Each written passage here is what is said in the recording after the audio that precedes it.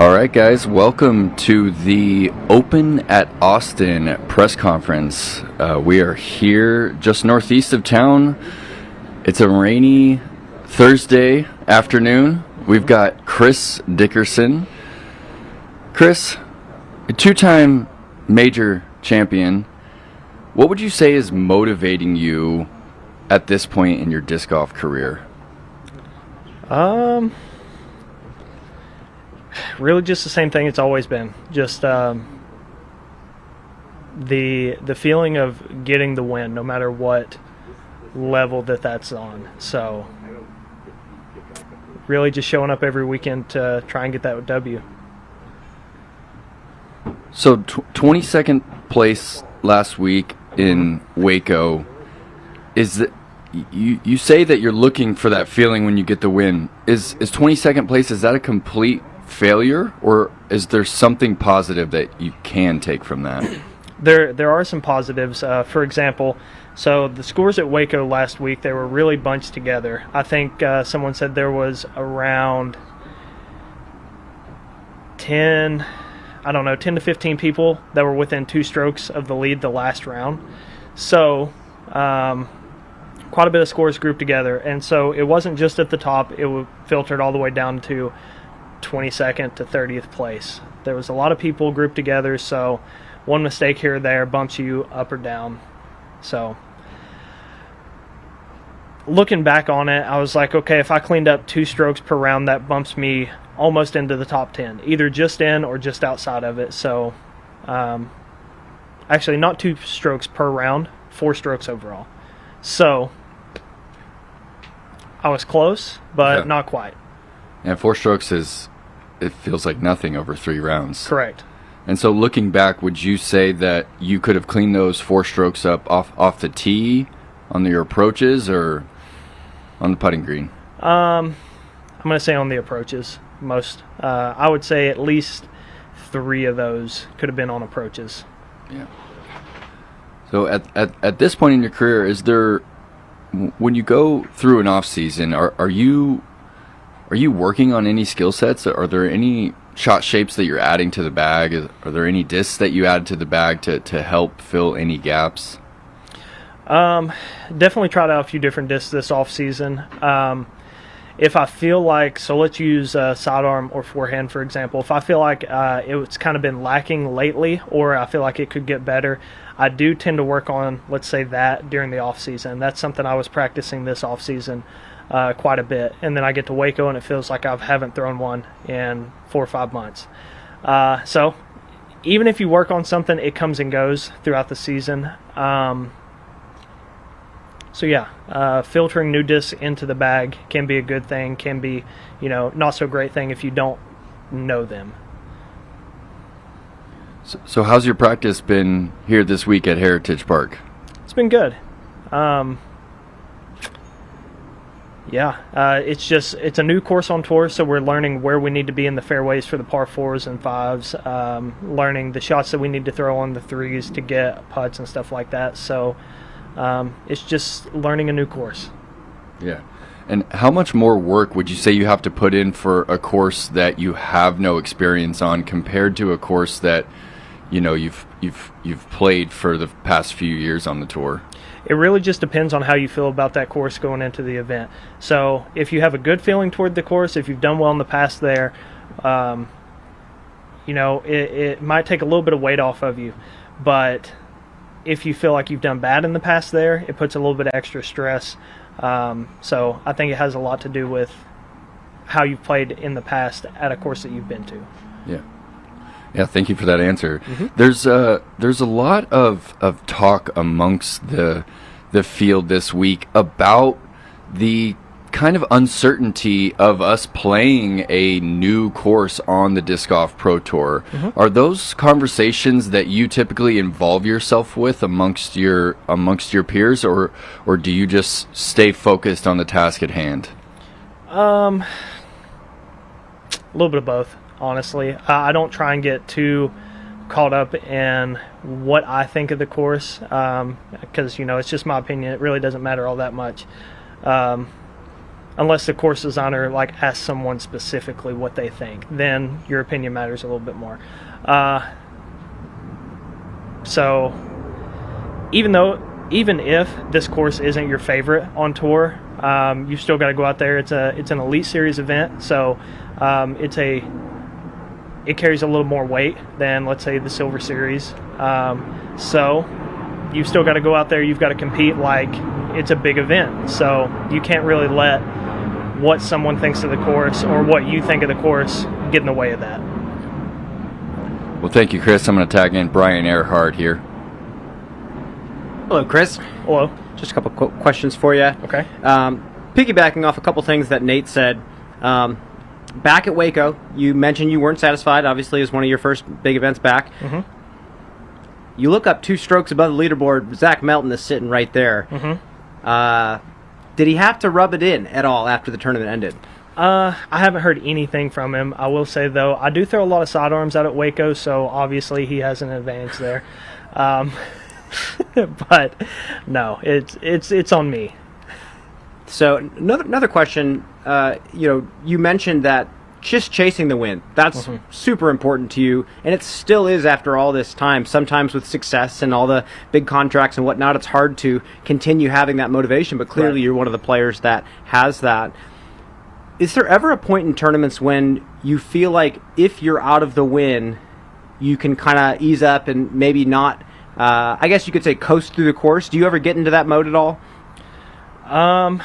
I don't think I have yet. That doesn't mean that I've been in a position where I've been out of the win, and then my play has looked like it's kind of been coasting. But that's not really the mindset that I go for. For example, there's been a handful of tournaments where I've started out the first round in 30th to 50th place. I know Idlewild has been there. I want to say, what's the other one?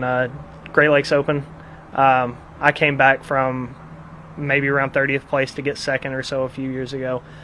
So you're really never out of it until the last round, and then maybe not even then. You just never know. You've got to attack the course. You've got to play your game plan and then see what happens kind of around you. You can't control what anybody else is doing. So let's say lead card falls apart and you shoot a hot round, kind of like what Kyle did, except I'm not saying they fell apart. I'm saying he did what he was supposed to do, and that put him in the position that he ended up in. So that's really all you can do. Yeah, thank you for that, Chris. And here's Hayden Henry for one last question.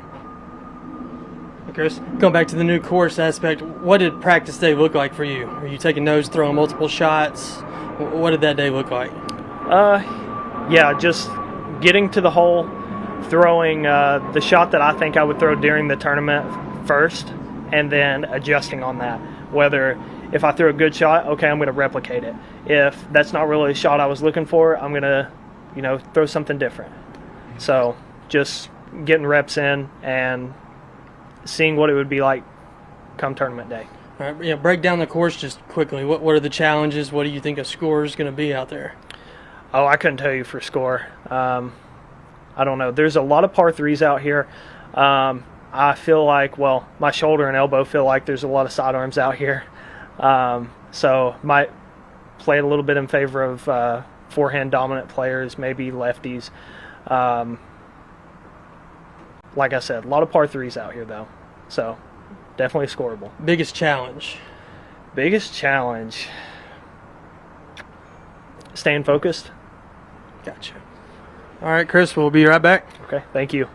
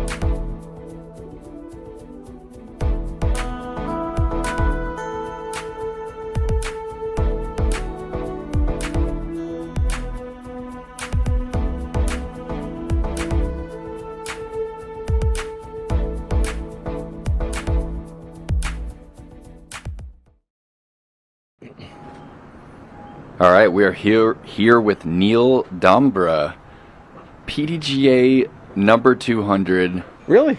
Tournament director of the Open at Austin. Neil, the year is 1976.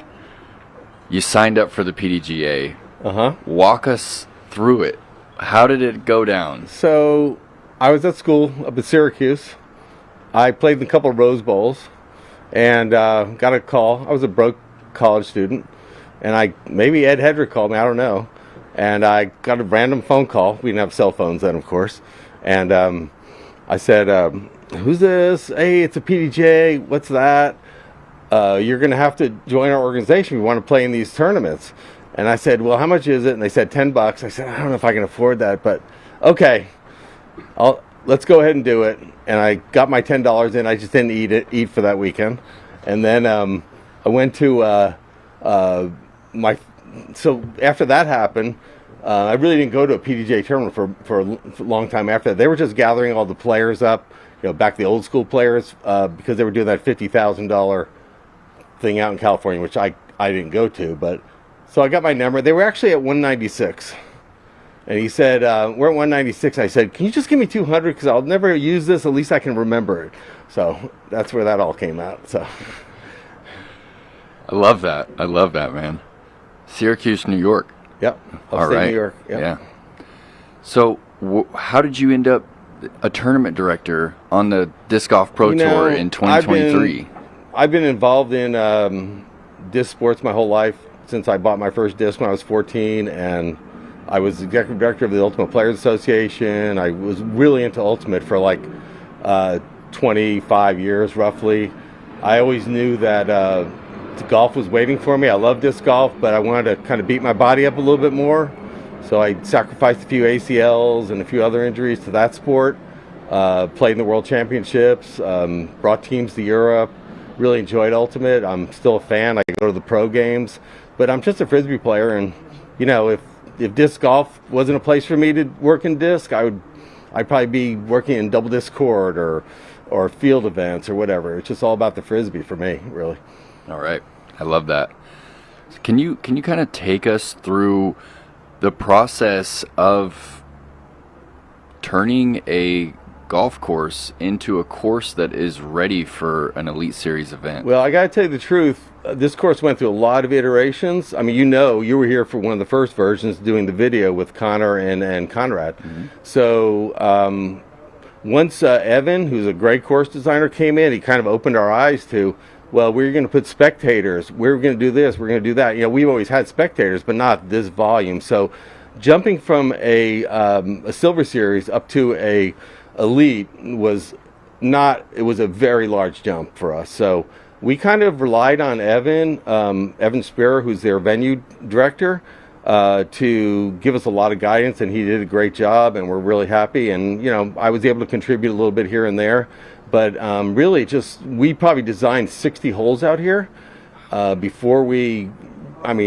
mostly me just randomly doing stuff before we settled on where we are right now.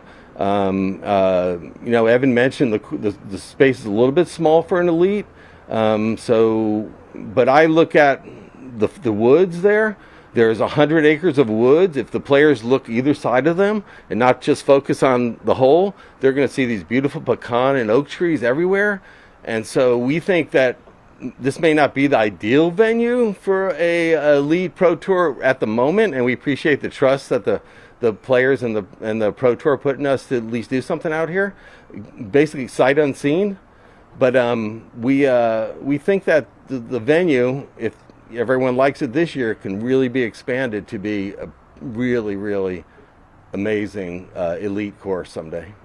All right. I'm looking forward to the competition, and here's Brian Earhart with a couple questions. Hey, Brian. How's it going, Neil? Good.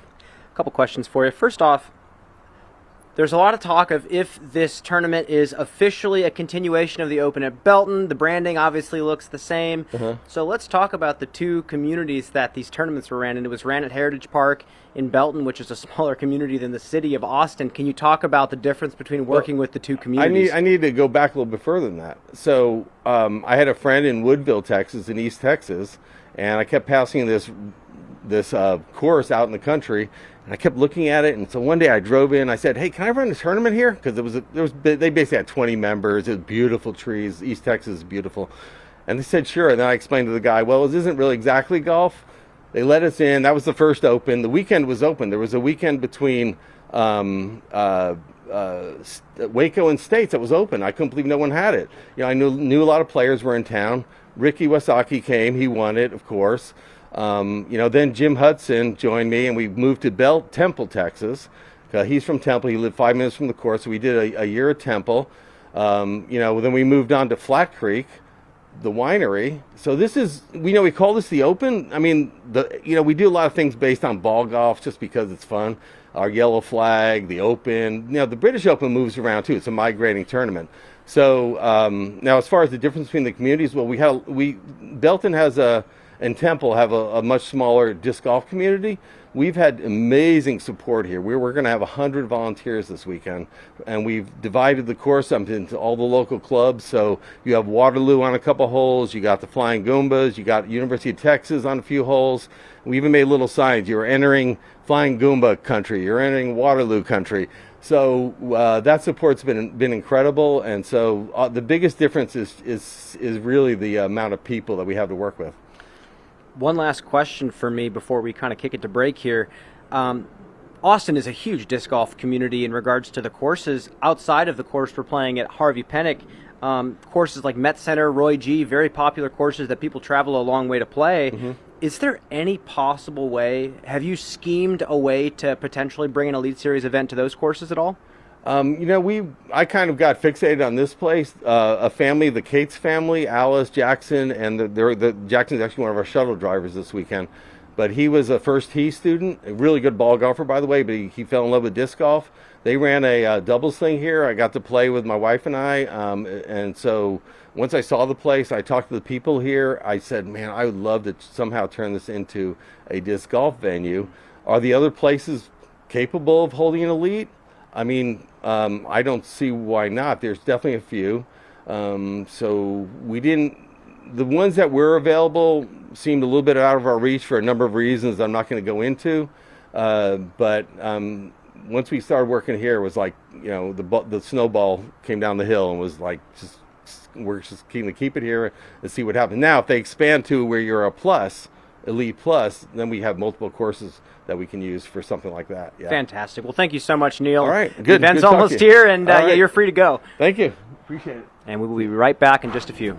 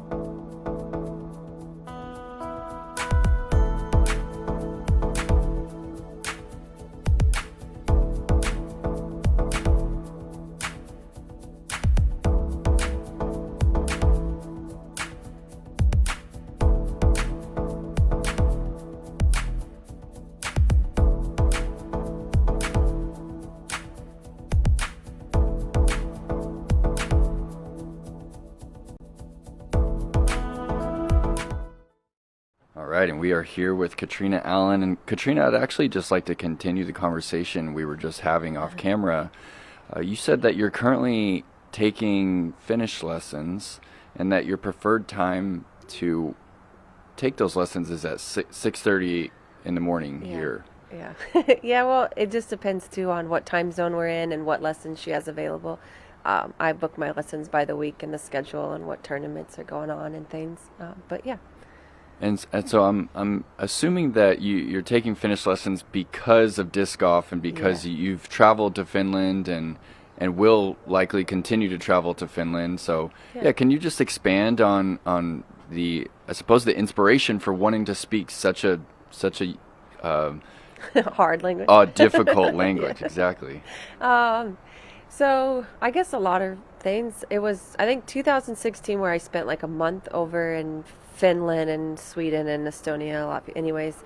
And I thought, okay, well, if I'm going to spend this much time over here, I hated not like knowing what signs said or like not, I like enjoy learning about culture and things like that. And I just wanted to, I almost like fit in or like be a part of what was going on. And so the first word I learned was street light because we were just driving to the course and we were just pointing at things, and it kind of just started there. And then I noticed that I remember everything. In fact, when we went to Paris, I had taken 3 years of French and was able to speak mostly French when we were there. So it just sticks with me, I guess. So. Yeah. And do you get the opportunity to practice your Finnish with some of the Finnish athletes that come over here with Henna and with Henna and Evelina? They're always in the morning. They'll ask me like, "How did you sleep?" in Finnish, or just say good morning, or little slang and stuff. But yeah. So do you have plans to? I mean, we have a major there this summer. Do you have plans for any other events in Europe this year? I think just the Sula Open and the European Open. Okay. And with the rise of the Euro Tour, as well as the European Pro Tour, are those tours at all enticing to you, as they seem to be for Macbeth? I mean, yeah, I love Europe. I love, especially Finland. But I think it would be amazing. I know I've played more places than I'd say a lot of people, but like for instance, Austin has it, and he also has that would love to do like a month or two tour over there. Cool. Well, bringing us back to the United States, first in Vegas and a 10th in Waco this past week, and 9 strokes separated the top 10, which is very rare for the FPO field. How would you say that you're walking away from Waco after a 10th place finish? It was really weird because to start the week, I didn't feel like I could miss a fairway or a tee shot in practice, but then my sidearm felt really horrible. My putter shots felt horrible. I just felt a little off, and then the tournament came and that all decided to switch. So I think I was like first or second in scrambling and in the top in putting, top 3 I think in both Circle 1 and Circle 2. So things really flopped once the tournament started. And then sometimes it felt like I would hit the fairway, but be turning and get that late tree, and just wasn't able to get as many birdies as I would like. So I didn't really feel like I was playing horrible. I just wasn't scoring as much as I'd like. I had some amazing par saves, and that's what you need in that kind of golf, but I just wasn't getting those birdie looks. So you say that the skill sets that you were expecting, they kind of switched going into the week. So are you aware of that like mid-round, or is that something that you're only aware of after the round's over? I mean, yeah, I could tell. I could just tell I was a little off. Timing was a little off. Mm-hmm. Is there anything that you can do to adjust like mid-round or mid-tournament, or is that kind of an off-limits deal? You don't want to adjust too much? And I had thought about, because my sidearm felt so good, like should I just stand still and like get in position on the par 4s to score or par 5s? And I don't know. I don't really like to get away from what my game plan is, because I feel like that can cause even more head. Like if I'm like, oh, I've been throwing like, my fairway down this fairway or whatever, and then I decide to stand still and throw a sidearm if I hit the first tree. Then I'm really going to get in that, like, not trusting myself. And it's like, this is what I practice from Sunday to Thursday. I either execute it or I don't. And then there's not that, like, starting to second guess myself and things. So you're familiar with Neil Dambra events. I believe you're a 4-time champion, 5-time champion yeah, I think of his events? 17, 18, 19, 21, 22. Yeah. All right. Yeah, 20. COVID got me. Dang it. I got second. But you're familiar, with his tournaments. He's done a great job in the past. And would you say that you have any expectations coming into the Open at Austin? No, I don't know. Like, maybe I just vibe with their course design, or, I've known Neil for over 10 years. Maybe that's just the connection. I sometimes find that at the events where I have connection or, close to the staff, I just seem to be relaxed and play better, but I don't know. It's a new week, so we'll see. And how's practice been out here? What are your thoughts on some of the holes? Gosh, I feel bad when you guys ask me that. I just try to execute whatever it's demanding of me, and if I don't like it, I try to get over it and just do what it's asking, And if I think it's a fluky hole or something, I just try to be like, okay, well, what's the highest percentage shot for me? Yeah. And how can I attack it instead of getting upset about it? So lots of birdies, lots of par threes that I think are really gettable. And we'll just see what the weather and wind is doing, depending on those par fours and par fives can get kind of tricky in different winds and different conditions. If it's a headwind, it can make some of those holes harder to score. Yeah. Well, thank you, Katrina. Yeah. And here's Brian Earhart Okay. with a few more questions. Thank you. Hi, Katrina. Hey. A couple lighter questions here, actually. Saw you Okay. went out on the town in Austin the other day. Just wanted to see, where does Austin, Texas rank among the big cities in America for you in regards to something you enjoy? I don't know, somewhere in the middle. What we were most excited about is when we were pulling into our, we're staying at a nice campground over here, like 5 minutes away, and we saw that the rodeo is in town. So we went to the rodeo on Tuesday night, and then while we were at the rodeo on Tuesday night, bought tickets for Wednesday night, because not only did we have, so I haven't been to the rodeo since I was a little girl. I used to ride horses, love it, but I didn't remember how much, and so I booked us tickets again for our last night, and then also Carly Pierce, who's one of my favorite singers, was, the concert after the rodeo. Sounds great. Any plans to buy a horse in the future for yourself as an adult? 100%. I will have a farm with too many dogs, horses, peacock, everything. Yeah. By the way, if you are in town, go to the rodeo, because if nothing else, my favorite part is what do they call it? The mutton busting, and it's 5, 6, and 7-year-old kids where they get on the back of a sheep and they open the gate and watch them. That's amazing. Some say it builds character for those young children. The girl who won, the guy asked her, this is your first time and you won, and she goes, and the last time, she said. So. An honest young child. It was awesome. With that said, Katrina, good luck this week. It should be you. an interesting week for everybody. Yeah, thank you. We'll be right back in just a few. Good.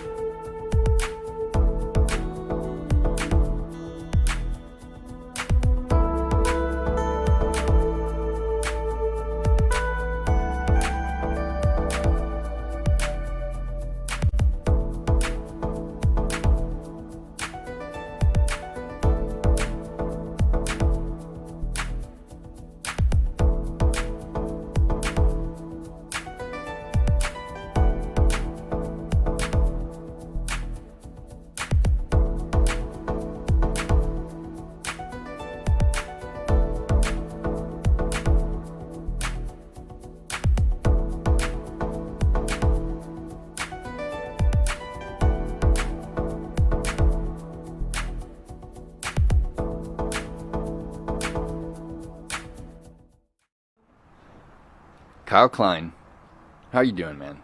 I'm all right. I'm doing good. It's been 4 days since your victory. How does it feel, man? It still feels great. I mean, I'm still riding high off of that into this week and looking to carry that momentum here. When you think about the victory at Waco, what plays through your mind? Is it stepping up on the tee pad of 18? Is it parking 18? Is it the actual putt? Is it holding the trophy? You know, is it the prep before the tournament? What do you actually replay in your mind after having such a massive accomplishment? I mean, really, it's just executing my game plan that I had going into that round, getting really as many as I could on the holes that were relatively safe to be aggressive on and try to get all those birdies on. So I think it just comes down to that. Yeah, so your week following a win. Walk us through what that celebration looks like. What do you and Cynthia do? Anything outside of the normal following a win or following, a 15th place? Like, what's the celebration for you look like, Kyle? I mean, Sunday night was just a dinner with some friends. We went out, and that was pretty much it. And then we got here and just kind of business as usual, just preparing for the next one.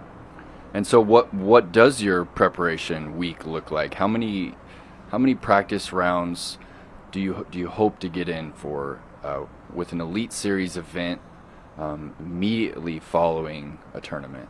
Hopefully 4, but more than likely 3. I think I've only gotten 2 so far this week, but if this rain holds off, then I should be able to get one on later today. So took Monday off and then practice Tuesday, Wednesday. Yeah. Hope for some good weather on Thursday. And so how have those practice rounds been going for you? Are there still some shots that you feel like you need to figure out? There are still a few that I'm not going to say I need to figure out, but just I didn't do too well on. But they're not like hard shots. They're just shots that I just might not have gotten that particular day. But I know that I can step up in the tournament and still be confident. Yeah. So how are you with the whole numbers out here? I'm going to take you to a par 4 down the stretch of the back 9, hole 16. I believe it's 515 feet.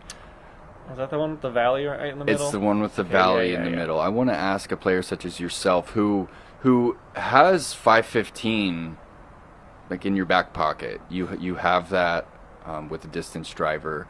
Is that a hole that you yourself are going to be attacking for an eagle? And how do you think the rest of the field is hoping to attack that one? I think that one definitely depends on the wind. If there's any headwind, I'll just be chipping a forehand out to the right side and then throwing however I got to get there for a birdie. But in a tailwind or left to right, right to left, I'll probably be trying to give it a shot just to get anywhere in circle 2. Yeah. And I want to also ask, the amount of practice that goes into the putt for you. You've really showed us a significant increase in putt percentage this year, and I'm just curious as a player myself and as a fan, like how much time are you putting in once this season starts to maintain such a high putting percentage from Circle 1? Really, I think just like during my practice rounds, I'll throw 3, 4, 5 putts from wherever my drive lands or upshots land. So just to get like that repetition and get comfortable on those particular greens. So mainly during the practice rounds, you're not returning to the practice basket in the mornings or the evenings. Not normally. I mean, in Las Vegas, I did I think once or twice just because there's a whole field of baskets. But other than that tournament, really. It's just the practice rounds. Cool. Well, thank you, Kyle. And here's Brian Earhart with a couple more questions. All right. Feels like I just spoke to you on the green of 18 at Waco, and now we're here at a completely different style of disc golf course, hoping to take down another one. I would categorize you, obviously you throw far, but I would more categorize you as a distance or a technical player. Great shot shaper of the disc, great distance, obviously, but when looking at this course, we're playing on a golf course. On the outside, it doesn't look like as technical of a course as, say, Waco, other wooded courses on tour. Is there any sneaky technicality that this course requires of you? I think there's specific landing zones and specific like shots coming into the green that you can't just kind of blast in there and hit something and stop. There's a lot of the greens and a lot of the pins have OB within 30, 40 feet of them, so I think you still have to land the discs off and you still got to put it next to it. Some players have very specific opinions on playing on just traditional golf courses in general. Are you one of those players that has a pretty strict opinion on that? And if not, what elements do you maybe like on golf courses? I really like to see, if we're on a golf course, I guess it's not my favorite, but I really enjoy them when they utilize the parts off the golf course fairways. Like when there's like open trees or like backwood sections. I don't like just playing down an open fairway, having to throw roller, 500-foot shot, all in like a giant par 5. Like if you're using like just off to the sides, I love it. Do you feel like there's a lot of roller potential out here on this track? There's a few opportunities. Not as many as you'd think for a golf course, but there's still some. I'll be laying down some rollers out there. Fantastic. Well, with that said, Kyle, good luck. Hopefully you go 2 for 2 this week, and we'll see you out there. Thank you. We'll be right back in just a few.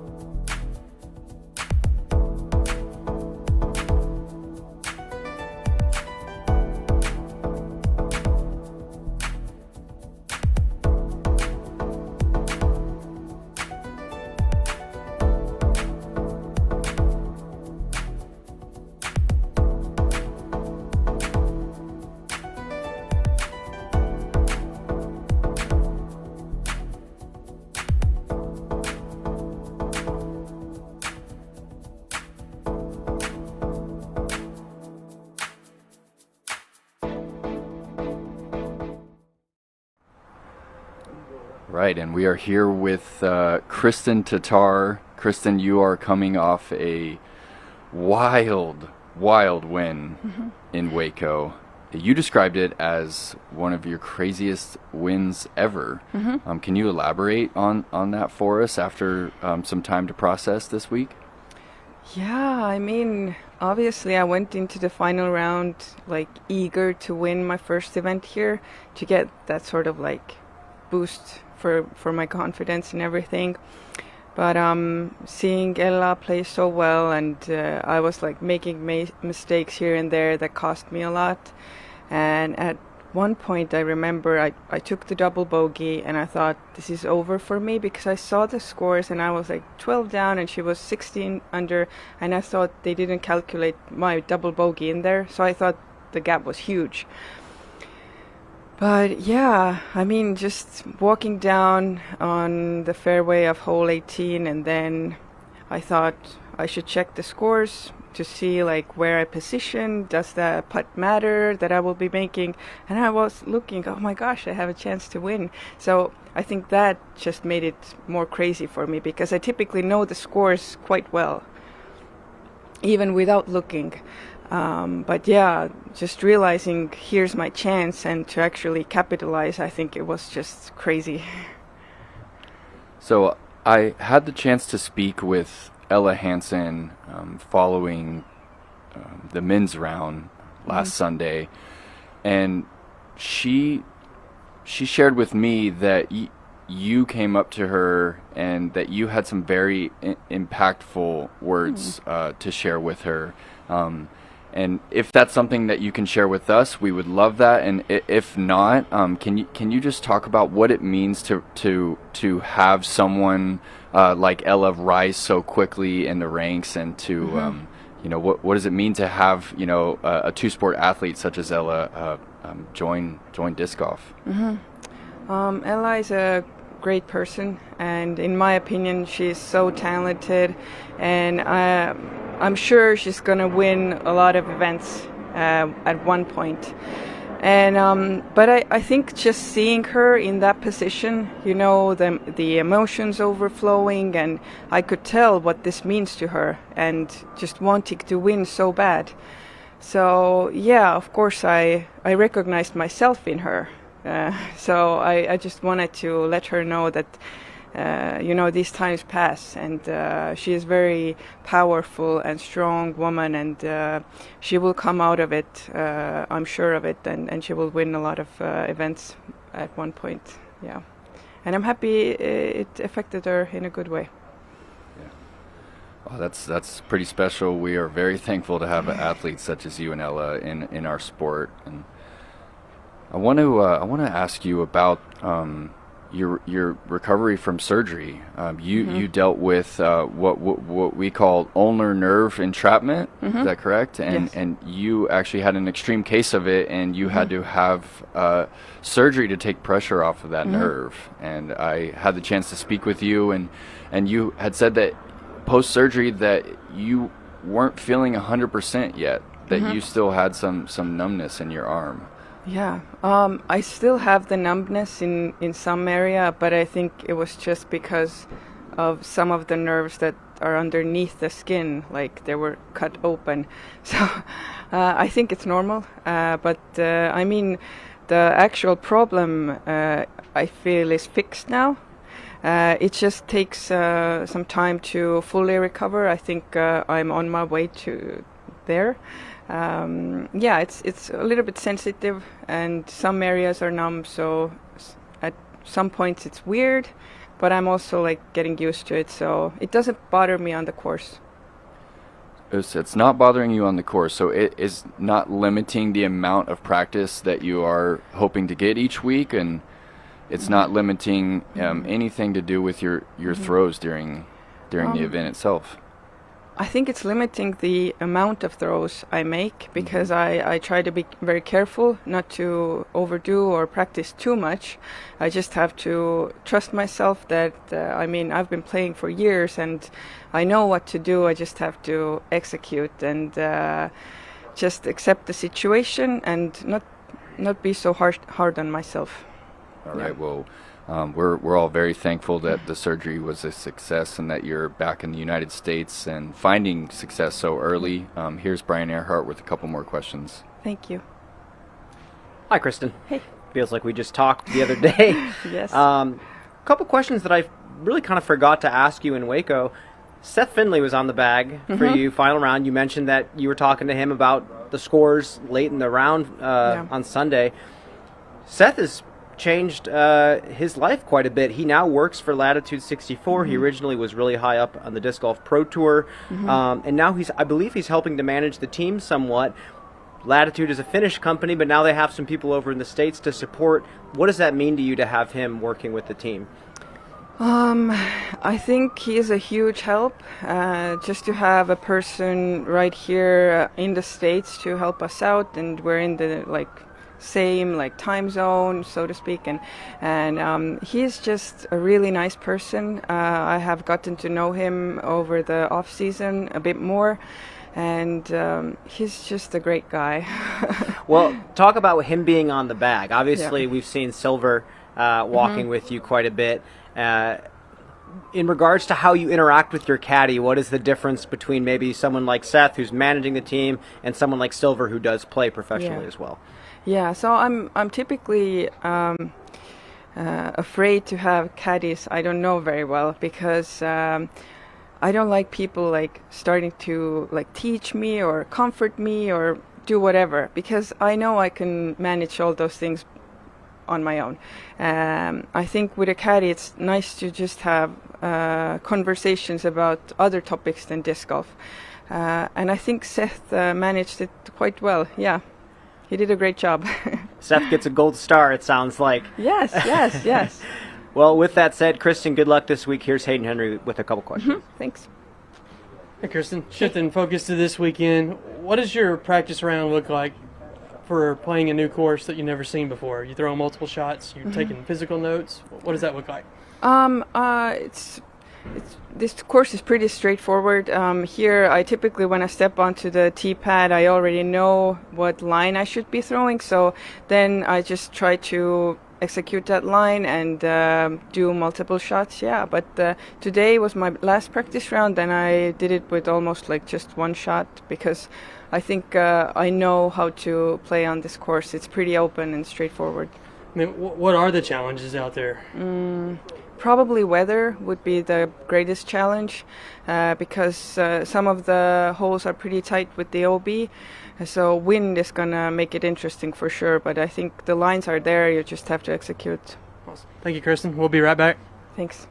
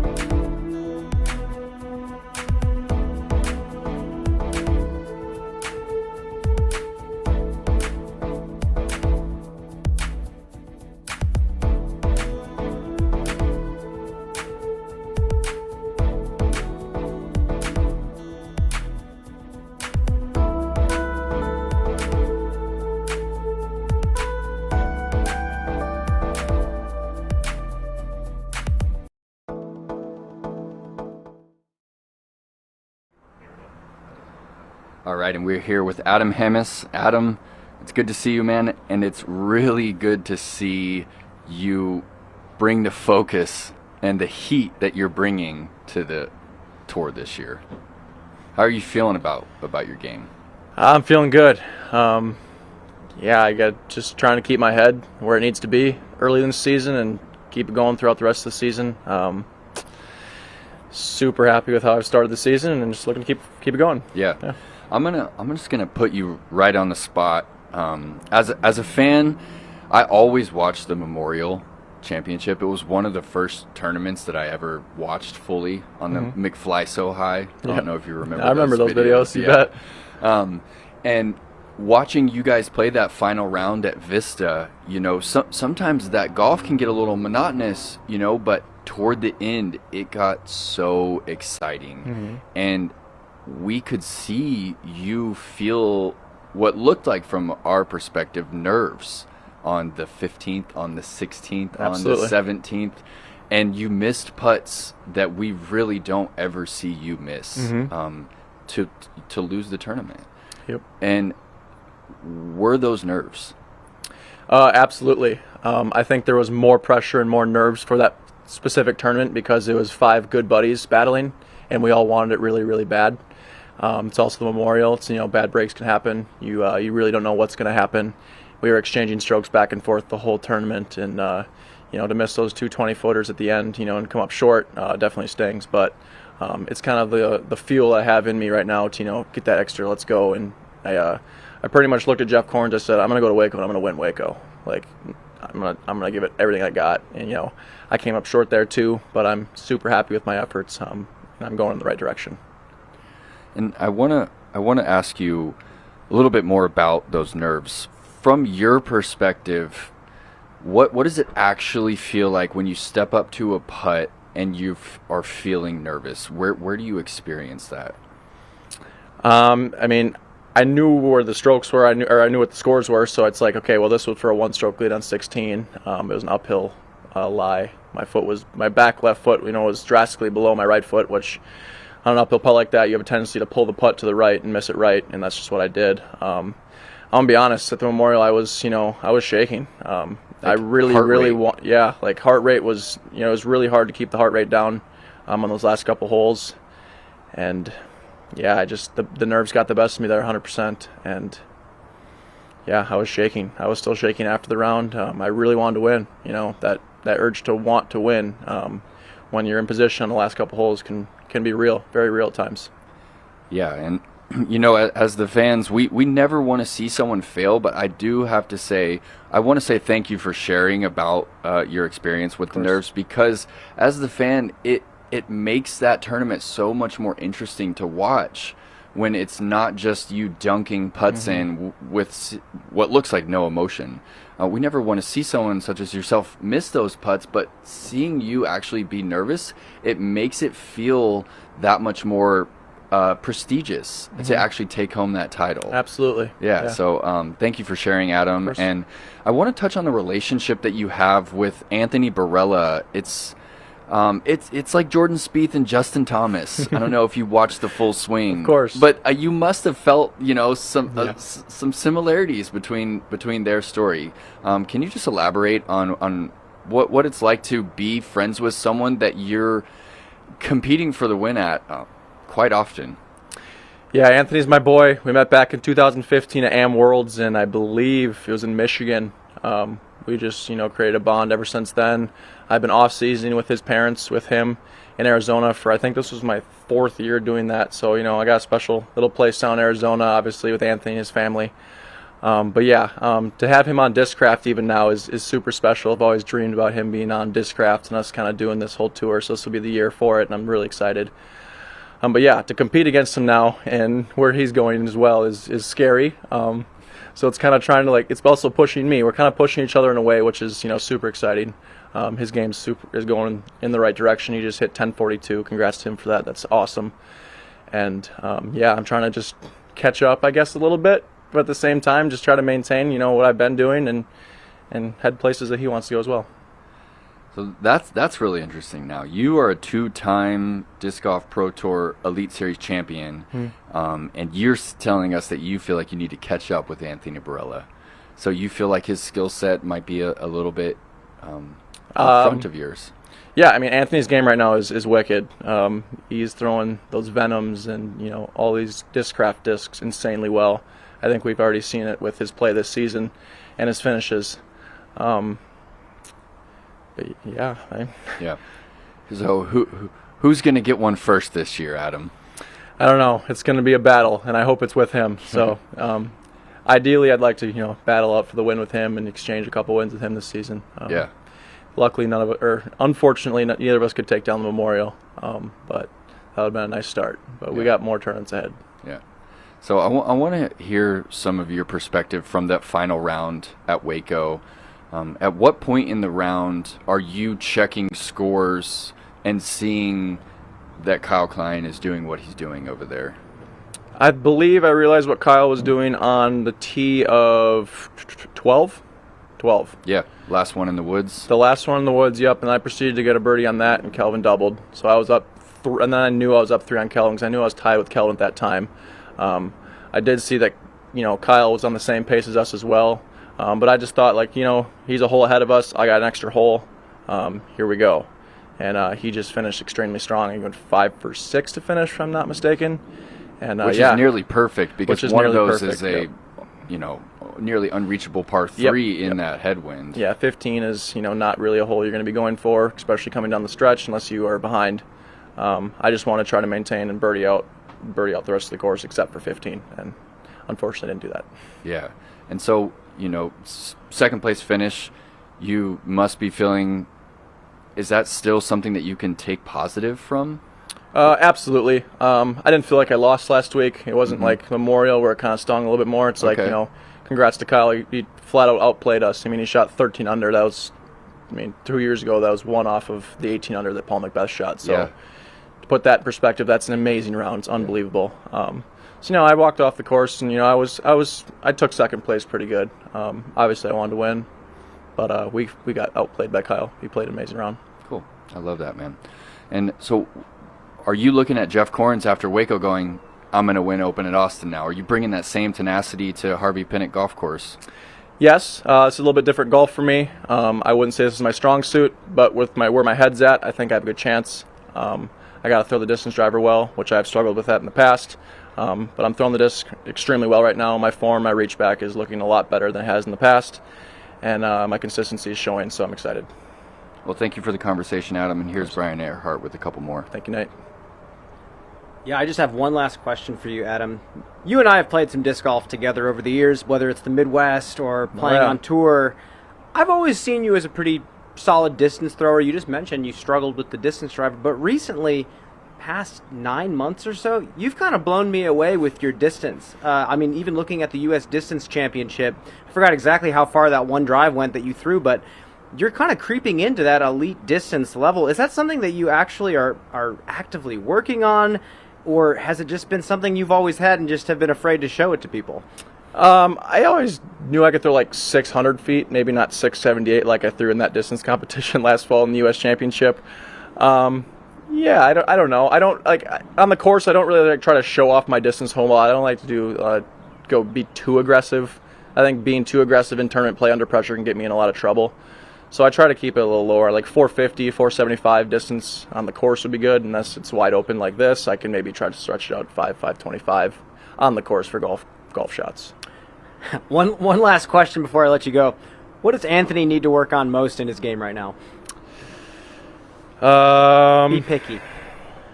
Putting. Okay. He is putting a lot better right now. He's also putting the focus like me. I'm actually putting with his run of putters currently. It's an amazing run. But yeah, he's putting a little bit. But yeah. All right. Well, good luck this week. We'll see you out there. Awesome. Thank you, guys. And with that, we'll be back in just a minute.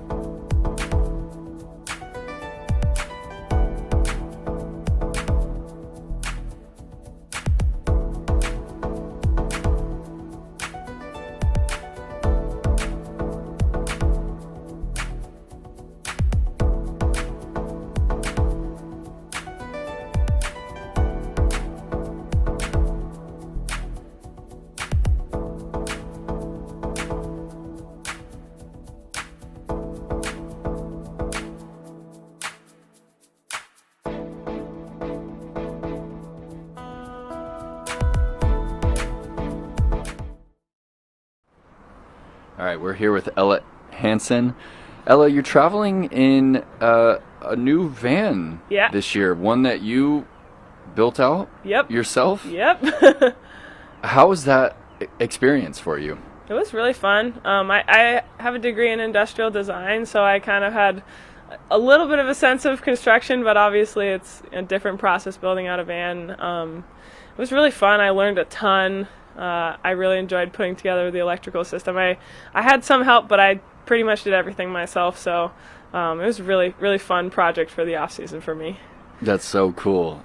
It was 8 years ago now that I built my van for the disc golf tour, and at the time there were maybe 1 or 2 vans on the tour, and now tell us how many there are. How many? There's probably like it's hard to tell because people kind of come on and off, but like at least 50 maybe in that range, depending on like what you want to count as a van, you know. But it's really fun to get to travel around and see everybody's digs, and it's a blast. It's so cool that, like, for a course like Waco last week, can you kind of give us a brief walk this viewers where we're staying, what that little community is like down there at the convergence of the rivers? Yeah, you know, we kind of just chill in the parking lot by the river, and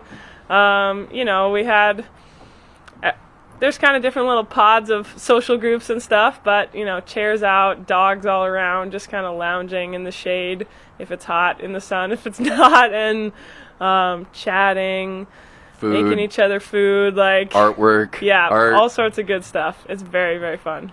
And to let you guys know, it's right there by hole 17's tee pad. So we're all sitting there, and then one of our friends is coming through, and they're coming through competing for the win, and it's like time to get quiet and watch you guys throw. And you know, Ella, unfortunately, it didn't work out for you this week, and you later that day on Sunday you shared with us that Kristin Tattar had some kind words for you. And would you like to expand on that a little bit? Yeah, I mean, I have a ton of respect for Kristin. She's a really, not just a good athlete, but an incredible competitor. And, you know, she kind of just shared with me that she believed in me and feels like I'm a good, really good player, and, you know, my win will come. And it's just pretty awesome to be shown that kind of support from somebody that I'm both competing with and who's also the best player in the world. And, it means a lot to hear that coming from her. So I really appreciated that from her. Yeah, that's special. Thank you for sharing. And so this week we're able to set up with Universal Play Disc Golf, and you hosted quite a few of those last year. Can you talk to us about you committing so much of your time to the youth at each stop? Yeah. So I think my title is the program director for UPlay. So I'm in charge of teaching at all of our Elite Series Community Connects this year, and we've had a lot of fun. I really love teaching with UPlay and just teaching in general, because it's just so fun to see the joy especially with the kids, on their faces, like once they make their first putt. It's just like, it's astounding, honestly, how much they get into it, and just brings me and everyone who participates so much joy, because it's such a accessible sport. And you know, we always send the kids home with a disc, and so they know where to go through UDisc to try to find a course near them, and just bringing people that joy and the chance to have fun doing an activity outside. It's great. Yeah. I'm looking forward to being part of several more of those this year, because I get that same reward seeing the kid's face light up. And that was pretty fun doing it right there next to, was it hole 15, that downhill par 3? What are you throwing on that hole? Straight toward the out of bounds. Are you taking the big hyzer out over the trees? I think if we have a tailwind, I'm going to take that. In a headwind, I think I'm just going to go mid-range, MD3 probably, just on a little bit of hyzer, aiming really down the hill so that I'm not, getting too much wind action. I kind of messed around with the hyzer yesterday in my practice round, and it was pretty fun. As long as you get it up over those trees, it'll kind of fall right down towards the basket. So it'll depend on the wind. I think a lot of the holes too. What I throw will depend on the wind. So you've vaulted on the scene pretty quick in the last few years, and last year we saw some really great runs from you. And one thing that we did notice was sometimes the accuracy on tight shots was where you kind of struggled. It looks like so far this season that you've addressed that. Yeah. And how would you say that how much time did it take this off season, or is there anything specific with your mentality or anything physical with your throw that you've adjusted to make that change on the technical lines? Not really that consciously, I guess. I did a lot of weightlifting and physical training this off season, and I feel like that's helped a lot in general. And played some more wooded courses. I was home in Seattle for the off season, and that was my first time being in Seattle since playing disc golf, really. So a little bit more technical wooded courses that I was playing. And I think in general, a lot of my mentality this year is just to trust myself and know that I can hit those gaps, because I think that I struggle when I don't trust myself. So that's really, I think, the mental shift is more significant in how I play those wooded holes. And I know that I can hit those gaps. I know I can throw really good shots, and I just need to trust myself, play my game, believe in myself, and it'll all come together. And during that final round, something that I noticed about your performance was how relaxed you seemed to be on the putting green, and just putting it in the basket for birdie on that front nine. Is that also something that is not really conscious, or are you aware that you seem much more relaxed as you're in your pre-putt routine? Yeah, I've been a little bit more conscious of that. I had a couple moments in the final round, or in the first few, second round, when I was a little nervous. A couple putts that I missed that I kind of felt a little off when I stepped up, and so I kind of just told myself take a second, take a step back, reset, and I did that pretty successfully in the final round. And I think hole 10, I had a circle 2 putt for birdie that I kind of stepped up, got a little stressed, took a step back, and then jammed it. So I think that is working out pretty well for me. And again, just trusting myself, really staying grounded with my legs and trying to use kind of my bigger muscles so that there's not quite as much room for error. It's been working out pretty good for me. Well, thank you for the conversation, Ella, and here's Brian Earhart with a couple more for you. Hello, Ella. Hello, Brian. Just one question. I hate to harp on Waco and keep going back to last week, but it was just an incredible week of golf, and you played an incredible week of golf. But there's something you did that has started a lot of conversations online. A lot of people are split one side or the other, and I'd love to hear what your thoughts are. Hole 18's drive, final round. Yeah. You go for the shot over the water. Some people are saying, absolutely, I would have done the same thing in her situation. Some people are like, why didn't you just lay up left? At this point, now that the dust has settled, are you satisfied with that decision? Would you have done it again, or would you have adjusted? I think my decision was fine for my game. With that tailwind, that was my shot. I was trying to put a little more hyzer on it. Didn't quite turned over a little more on me than I wanted to. But yeah, I felt a lot more confident in my game about throwing across on the first shot and playing that approach from that kind of straight side, not having to go over the water in the second shot, because that's a really tough shot, especially in that tailwind trying to approach the green. I felt like it was a lot more open from across the water there. So decision-wise, I wouldn't change. That was something I really wanted to make sure I did, was stick to my game, because I felt like in the past I've kind of seen other top pros and tried to copy them, and especially with decision making, and it hasn't really worked out that good. I mean, it's sometimes it's good. It's nice to compare to other people, but decision-wise, I feel totally fine about that decision. I would make it again. I just would try to execute it a little bit better. Well, thank you, Ella. We appreciate that. And now we approach a new course this week, and we wish you the best of luck. Thank you. We'll be right back.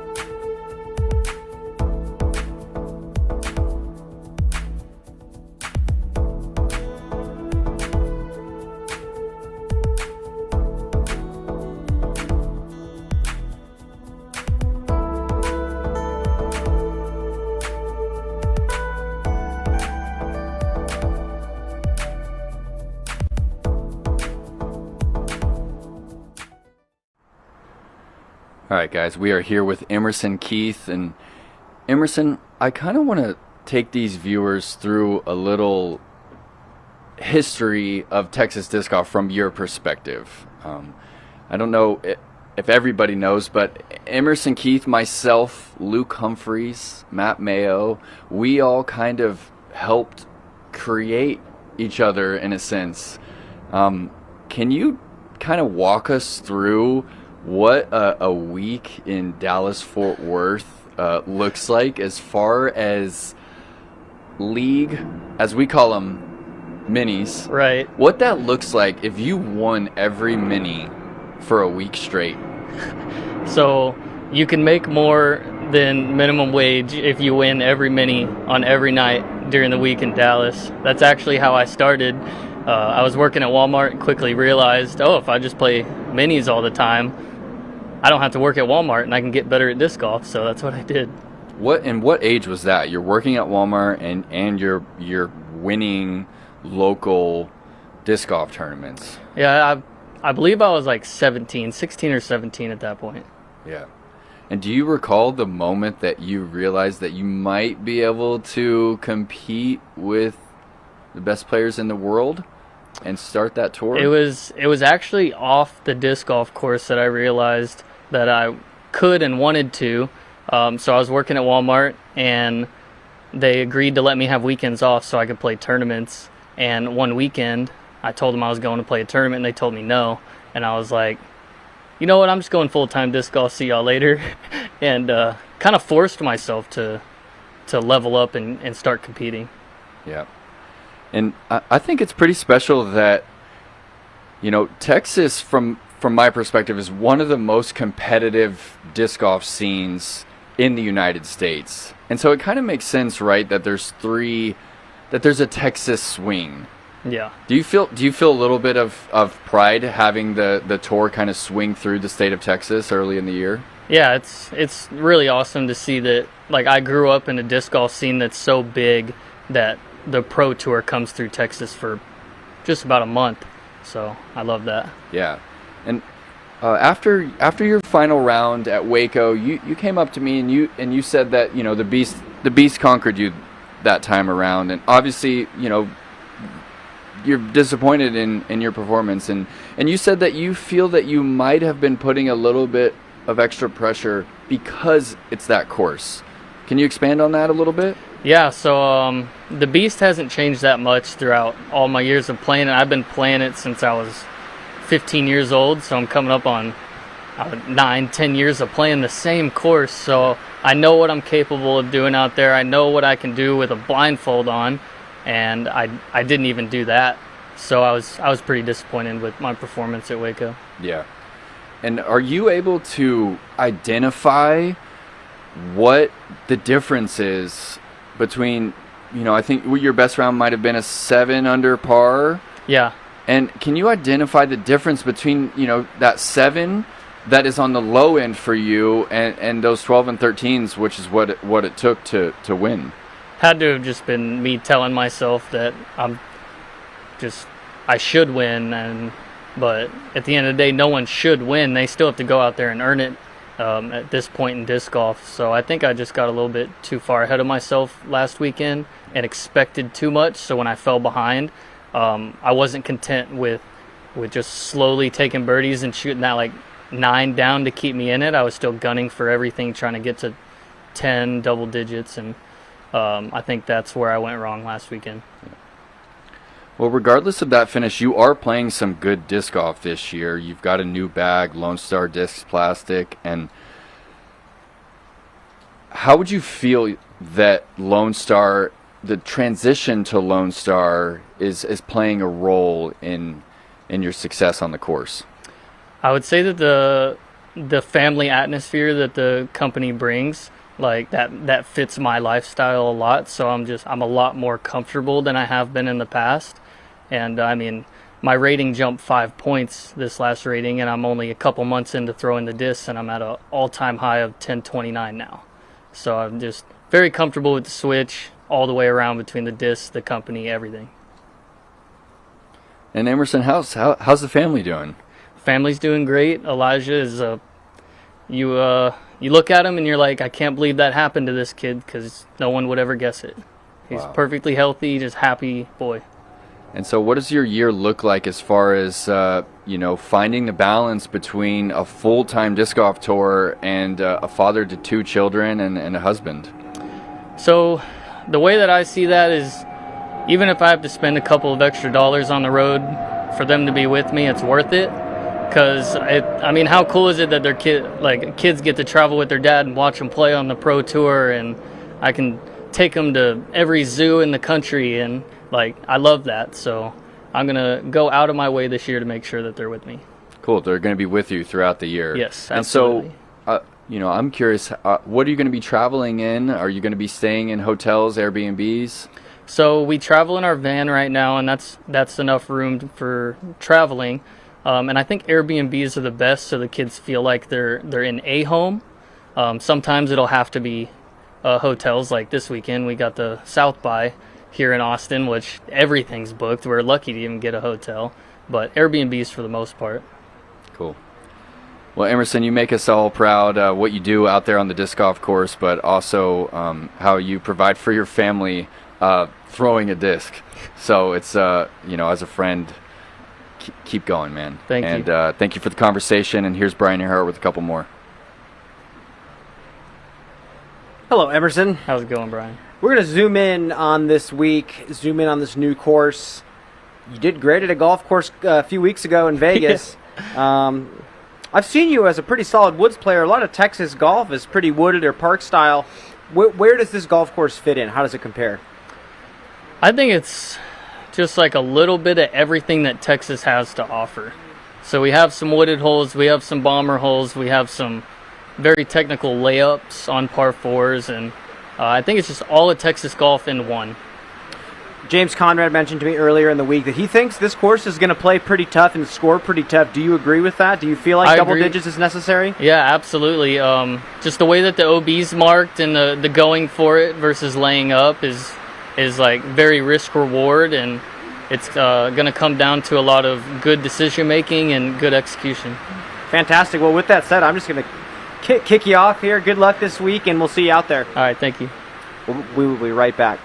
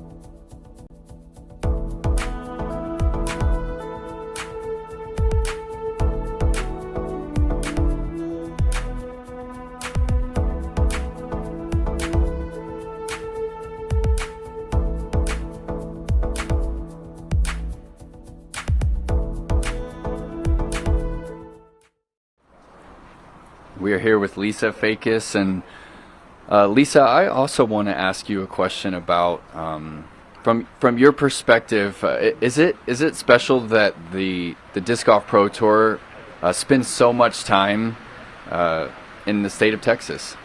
Definitely special. It makes sense. It's a big state, a lot of fans, a lot of players here. From a business sense, it makes a lot of sense. And our courses are pretty amazing here. We have a lot of land. So yeah, it's great to be home. It's nice to know that it comes through Texas every year in the spring, and it's something that's I've gotten used to, and it's really nice. Yeah. So you say this is home. You're from right up the street in Round Rock? I grew up in Round Rock, Austin area. Claim a little bit of both as home. My parents live out in the hill country now in Canyon Lake. Cool. So that's their home base, but I still claim this as like my home stomping grounds when I'm kind of winding off tour. Yeah, so Canyon Lake, that's a little southwest of town. Are you able to get out there and see them this week, or is it a little too far from the course? It was like a stop on the way from Vegas to here. And then after this event, I'll be going there Sunday night to spend the night and get a little bit of family time before I take off again the next day. Cool. So what does your accommodation look like for this week in Austin? Are you still full-time van lifer? Yeah, basically van life 100%. You know how it is. Planet Fitness and making it work. We're really versatile, go anywhere, and just 100% ready for whatever's required for that week for the tour. Making sure to get in all the practice rounds and being close by is really nice. Yeah, so you and I actually started touring the same season, the first year that the inception of the disc golf tour, 2016. Yep. Can you believe that this is the 8th season full time that you're going to be doing this? What does that feel like? Yeah. How does, from your perspective, how does it feel like a lot of time has passed, or no? Do you feel like a veteran? I do feel like a veteran when I sit down and think about it. Like, my heart feels really happy knowing that, 8 years ago we started touring together, and like looking how it is now. It's like cool and humbling to see how much we've grown, and like having almost like a vision of what is to come for the future, seeing the kids of today growing up so amazing and their talents growing more and more every day. And it's really cool to just have the longevity and feel like I can still give my best year after year, and that I belong here. So it's great. Yeah, you certainly belong here, and you've been with the same disc manufacturer for, I believe, the entirety of your disc golf career. And so it was a shock to a lot of us to see that shift. Can you kind of elaborate on that decision and how the new plastic is working for you? Yeah, I basically started throwing Innova when I started playing disc golf 18 years ago, and got sponsored by them, went on tour. That was in 2016. 8 years later, switched the sponsors, but I've always, like I said, come up from Innova in the back, love their discs, and just being with one company for that long, I kind of had a craving or itch after so long, and seeing so many new companies pop up to be like, hey, that kind of sounds cool to try. And so that curiosity kind of sparked from me, being like a player who had been in one company for a longer time. I was open to the thought of, trying out new discs, and it was intriguing to me. So I was, totally willing to go that way, and I'm happy that I did. I love the switch so far, and new company is it's a lot of fun. Yeah. And they are the title sponsor of the event here, and so what is that like, having everyone from Lone Star here on the ground, and what from my perspective, what looks like just like an incredible marketing feat that they've put on for us so far. Yeah, kind of like Emerson said about it, it's that family atmosphere feeling. It's that comfortability that comes with that, like a small business feel, and it's great to be close to everyone, and for them to be presenting this tournament is awesome. To see all the faces again, because I haven't seen them since maybe a couple months, honestly, and it's cool to see everyone and have that team vibe, get some bonding experience, and the course looks great. It looks like they're putting on a great show. Cool. Thank you for the conversation, Lisa. And here's Brian Earhart. Thanks, Nate. Hello, Lisa. Hey. Just a couple questions here. I believe Waco is a really great course to watch FPO golf on. There's a lot of different skills that are challenged out there for a lot of different types of players. Then we come here to a golf course, and there's all sorts of course design challenges when working with a piece of land you can't really touch so much. Do you believe that this course accommodates all styles of play, and do you feel like you have a pretty good scoring strategy out here? Yeah, I think it does accommodate all styles of play. I was playing with a couple lefties in practice, and it seemed pretty fair both ways. There's lefty lines, there's righty lines, lots of OB, but it's fair golf, just like any golf would be. And the more I see it, the more I like it. Really enjoying actually the variety it does give you. And I think the field in general is going to appreciate the design. Yeah, I've actually heard from a few players this week that the course is slowly growing on them. Is that just because it's a brand new course and you're just getting more experience? Definitely. That plays into it. The whole like the whole feel of getting here and just like getting settled and just being like the newness to it was kind of maybe kind of like caught us off guard as touring players. But the more we like spent time on the course, it's like you appreciate more and more how thoughtful the design is and how fun some of the shots are. 112-acre golf course, so a lot of room to even improve upon this. Do you feel like you have what it takes to take down a victory here? Do you feel like you have a scoring strategy to be number one? You know, I don't think I'd be here if I didn't feel like I can win every week. So. Well, plainly put. With that said, Lisa, I am going to say good luck to you, and we will see you out there this week. Thanks, Brian. We'll be right back. Okay.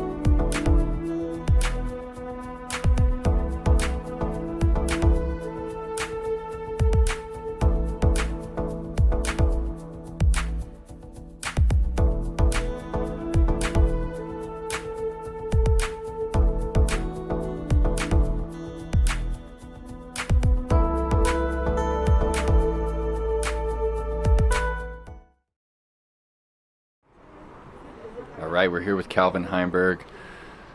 How we doing today, Calvin?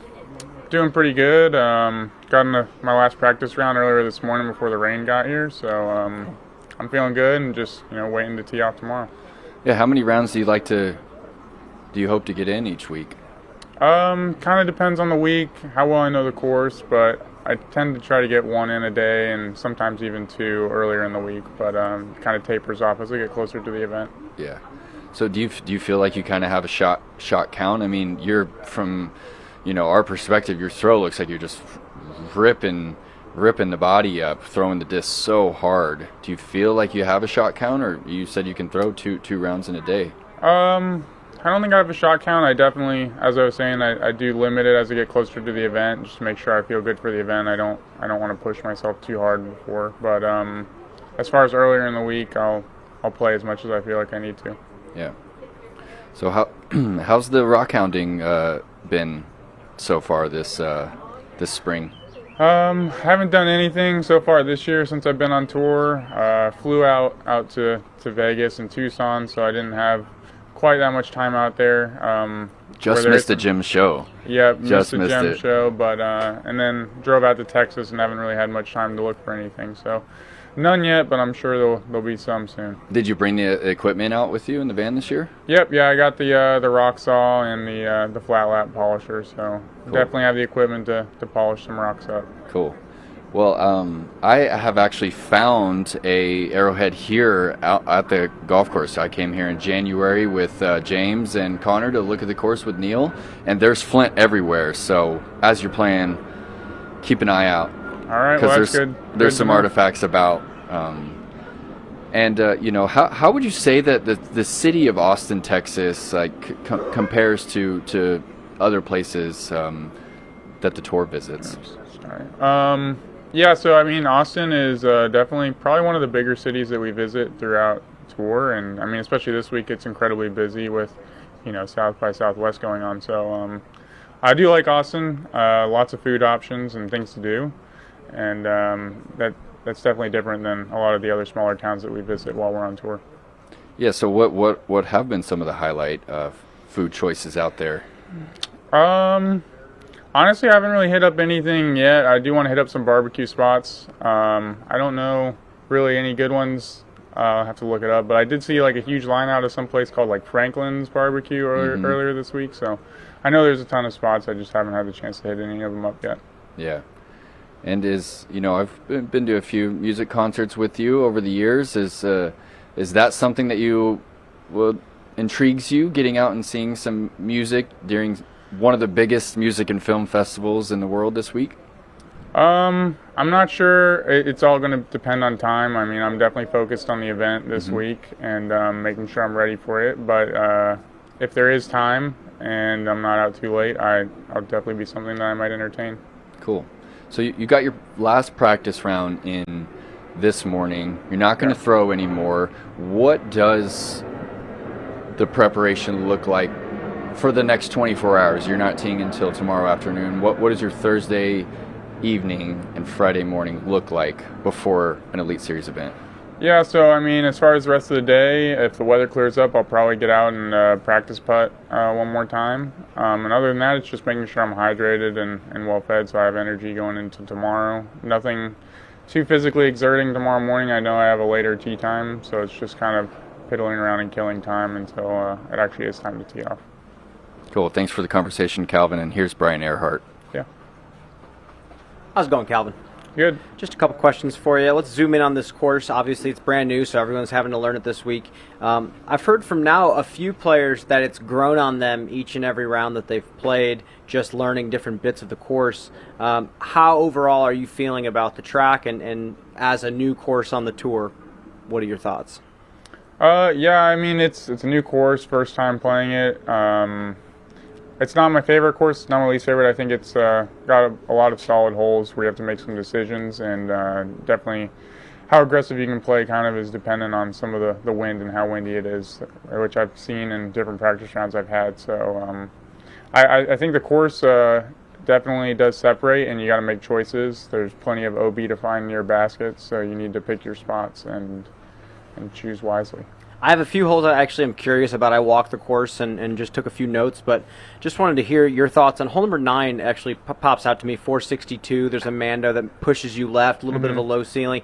Some players were saying it forces a power sidearm. I personally saw some sort of a backhand line to get there. Is it too far out of reach, a hole like that, or are you able to get inside circle 1 pretty comfortably? I'm definitely getting down there for putts pretty comfortably. I mean, whether or not I throw it into circle 1, I mean, I got to throw a good throw to throw it in circle 1. But it definitely shapes up really well for the backhand. I don't have the forehand to get there consistently and give myself a birdie look. So I'll be attacking it with a turnover backhand, and I think I have a pretty good chance at birdieing it. Speaking of turnover backhand, wanted to ask about a hole that a lot of people are curious about, and that's hole number 16. It looks like it was designed for a player to go big flex over the OB on the left side to get the eagle on the hole. Is that something that you feel like it's designed nicely enough to where it tempts you appropriately to go for the eagle? Do you feel like you'll get it? Yeah, there definitely is an eagle opportunity there if it's needed. I'm not sure that the risk reward's really there unless I'm trying to chase down strokes. If I do go for it, it won't be going on that left side. It's definitely just going to be a hyzer flip down the right side. I've cleared it on that side and got myself some putts that way, but it's definitely a shot that's relatively risky, and it's also a hole that's pretty easy to get a 3 on if you just play conservatively. So I'm not sure it's worth going for until maybe, the second or third round if I'm chasing strokes. Last question that really I have. Obviously, no one's played here before. What are you scoring in your practice rounds? Are you keeping score? And do you think double digits is going to be necessary to win? I haven't scored a single practice round. I never score my practice rounds, so I'm not really entirely sure how it's going to score. I think what the scores are is going to be really dependent on how windy it is. If it's super windy, I don't think you're going to need double digits every round. That would be some really hot scores. So, yeah, we're just going to see what the weather is, and that'll kind of dictate scores. But, yeah, I would probably predict if it's windy, less than 30 under will win the event. Great. Well, with that said, good luck, and we'll see you out there. Thank you. We'll be right back.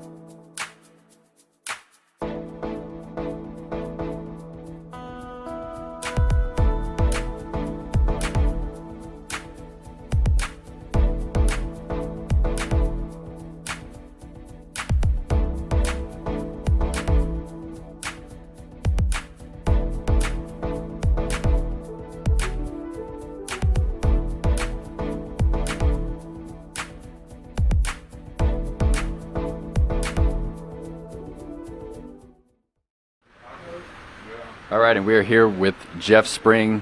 Jeff, it's good to see you. It's been some time. Yeah, great to see you, Nate. Yeah. Glad you're here. We're in your hometown.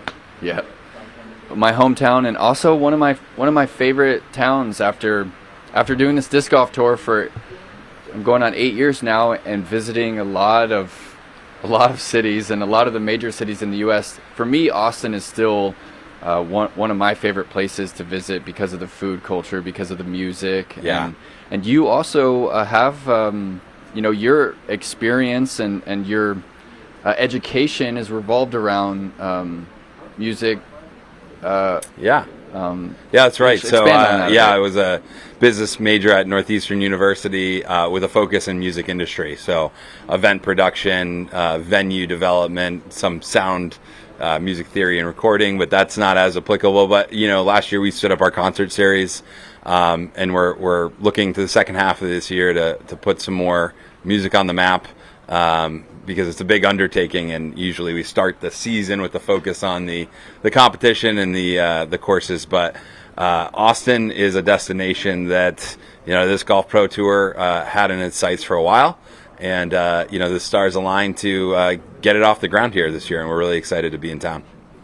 Yeah, and what is also happening in town is one of the largest music and film festivals in the world, and it happens to be during the Open at Austin.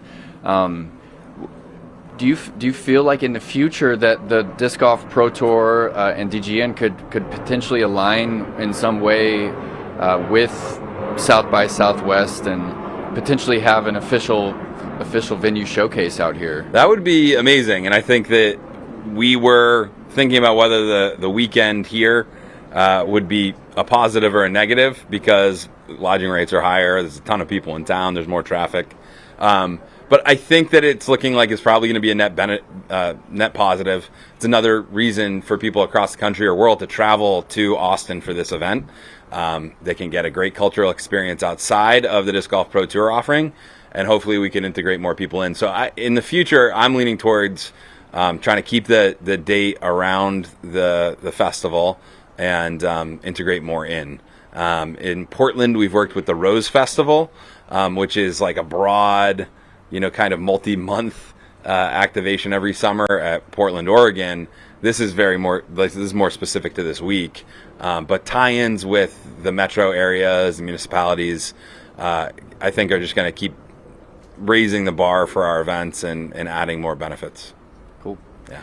And the Disc Golf Pro Tour was potentially eyeing Austin as a landing spot for the headquarters. Is it still in contention with Charlotte? Yeah, for sure. We're looking at a couple metro areas, Nashville area, Portland, Austin, Minneapolis, not just for headquarters, but for areas that we could invest in. There's a TPC program that is a good model from the PGA Tour, and it's where they have a little bit more stake in venues and events with the TPC label. And Austin is right in our crosshairs for that program eventually rolling out. Whether it's like our central headquarters or not is yet to be seen, but I think we're actually Texas LLC, our corporate headquarters are here in Fort Worth, Texas. So cool. Yeah, cool. And so you mentioned the comparison with golf and potentially modeling some events and the way that they're structured off of the PGA Tour. Are you? I know in the past you have kind of been focused on some of the moves that the PGA Tour are making, and are you current on what changes they've made this year with the pressure of the rise of the Live Golf Tour? Yeah, they announced some schedule changes, and we keep our, some exemptions and some differences of field size, non-cuts, 72 holes down to 54 holes, that kind of stuff. So we try to stay up to date because of the similarities, the history of their tour, but try not to overreact or, model everything off of them. We have events that work really well for us and for good reasons. I think that 3 days at one course is the core, of our Disc Golf Pro Tour event infrastructure, if you will. And then, actually the bigger events, we want to, go to 2 courses in 4 days. So I certainly see the advantage of putting a slate of events like Elite Plus on the schedule for players to earn more points, focus, media attention, focus a little bit more of the tour efforts on, and I think that concept, kind of exists in professional golf, whether it's LIV or the PGA Tour. But we're going to do it our way. And I think that we're excited to kind of keep expanding that top tier. But, I see more and more events rising to the elite level. And eventually it's just going to be Disc Golf Pro Tour events, and there won't be a different designation. Cool. Yeah. Well, thank you for the conversation, Jeff. And here's Brian Earhart. Thanks, Nate. Hello, Jeff. Hey, Brian. Approximately 1,500 spectators coming out to Austin to watch disc golf this weekend. Brand new course. Mm-hmm. What are the challenges in regards to spectator management on a property that we've never had to work spectators into before? Yeah. I think this property is well set to hold the spectators. I know that with the rain, there will be some concern about the ground and mud. So we're looking at that and trying to make sure that the grounds are prepared to handle that. But parking is our really only limitation right now. We think that the venue can hold a lot of spectators, and we've got a great plan. And really, wherever we go, the experience of our operations team is able to, take whatever venue it is. We make a plan months in advance with the team, and we feel confident here. So, excited. I mean, one of the big reasons we are in Austin is because of the concentration of disc golfers, and it's a really big disc golf city with a lot of disparate clubs that, as Neil mentioned earlier, coming together to support the event. So, that's the concept we want to build, with the Austin disc golf community. There's a lot of stakeholders here, and so where it's year one, I'm sure we'll gain more and more partners in the event. Fantastic. Well, thank you. That's all from me, but here's one more from Hayden Henry. All right. Hey, Jeff. Hey. What's the challenge of finding a new venue to add to the Elite Series, whether it's anywhere? Yeah. A lot of my focus is starting to move towards venue development, and so there's a lot of challenges, including, finding parking. Depending on where you are in a metro area, it can be expensive, and you might need shuttles. Luckily, we're here at the rugby club, which is a good partner of the event, in order to provide a lot of parking. In terms of this event, it was a little bit easier. We were looking to come to Austin. I had started the process of bringing this event to Roy G, and there was some challenges with the city. There was some homeless encampments that needed to be attended to, so it wasn't going to work for this year. I know that they're working on restoring the course and separating some of the things that are going on there. So it's potential for the future, but it was great. It's always so fun working with Neil and Jim and the Open team. And right when I found out Roy G's not an option, they proposed this with a contract, with a design, and then we dedicated some of our resources to making sure that the course was going to be adequate for elite level competition. All right, just looking ahead a little bit. Obviously, the Smugs and Pro Worlds. What's the update there? 4 or 5 months out. Yeah, 6 months. looking better than ever. I think it'll be the best event we've ever run there. We try to do that every year, but with extra resources and planning with the PDGA, we're really excited. The resort is almost sold out, so if you want to come, grab your tickets. The tickets aren't available yet, but they'll be dropping in a few weeks in order to spectate. But go ahead and get lodging for sure in the area, because it's going to be a busy time. We have some course changes on Brewster, a few longer tees, a little bit of extensions in certain spots, and we're getting brand new turf on Fox, making a few tweaks. I think that the challenge will be slightly increased.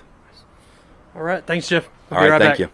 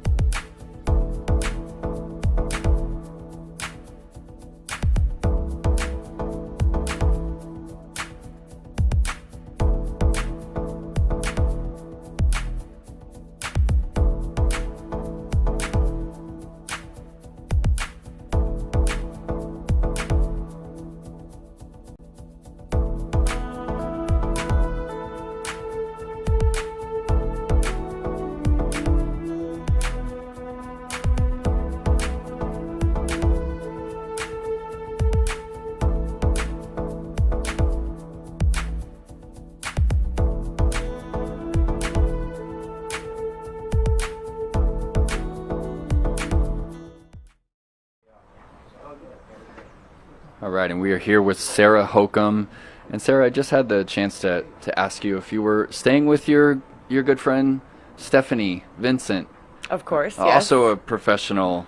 Yes, she's also in the FPO field this weekend, and she was last weekend. She definitely hits the full Texas swing, but it's kind of like being home in Austin. A lot of homies here. Just spent Monday with the Goombas up at their league, and just a lot of great people around here, and I like the golf and the vibe. Where's the Goombas? They're up Wells at Wells Branch. Yeah, Wells Branch. Yeah, Very they cool. have mid-range Mondays. Cool. Yeah. Very cool. Yeah, so can you expand on that? It feels like home to you, the city of Austin. That's because of the the community that you have here?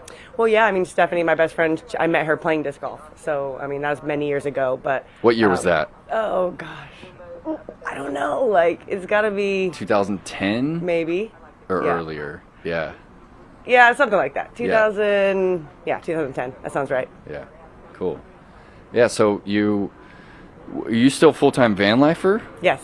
Yeah. And so you've been at that for 6-7 years in the van. 2015. 2015 you've been in the van. So yeah, you're going on your 9th season of traveling in a van. And you're a professional disc golfer, but also you're a professional driver. It feels like it. We are. Yeah. Like people understand if they look at the map and they put 2 and 2 together. I don't think people realize the true grind out here.